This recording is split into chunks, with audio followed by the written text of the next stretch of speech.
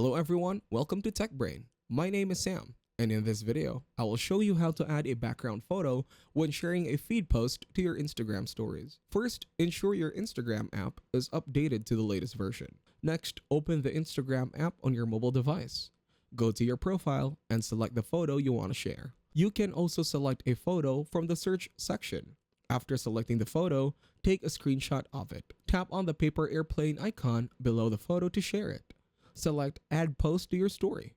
Once in the story editor, swipe up and tap on the photo sticker. Select the screenshot you took earlier. Adjust the photo shape if necessary. Resize and position the screenshot to fit as a background.